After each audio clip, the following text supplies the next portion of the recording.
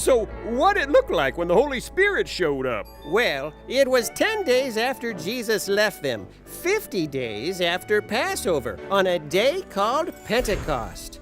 Pastor Paul, what's Pentecost? Like Pentateuch means 5 books, Pentecost means 50th. Pentecost was a Jewish holiday 50 days after Passover. Right.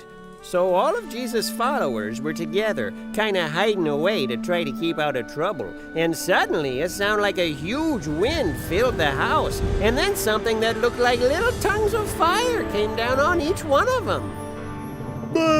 Did they catch on fire? Did they stop, drop, and roll? Luke says it was like fire, not that it was fire. So no, they didn't catch on fire. Writing some parts of the Bible was tricky because the authors were trying to describe things that no one had ever seen before.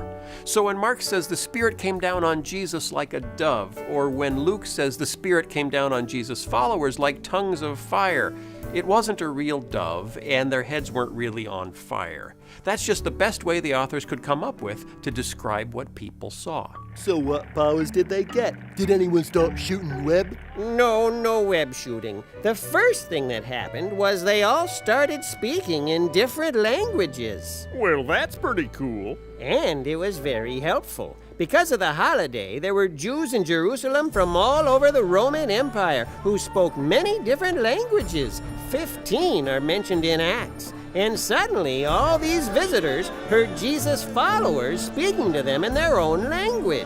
Whoa, that must have gotten their attention. It sure did. And once they had their attention, the Holy Spirit gave Peter the power to get up and speak an amazing message about who Jesus was. Peter proclaimed the good news, and about 3,000 people who heard Peter speak became followers of Jesus that day.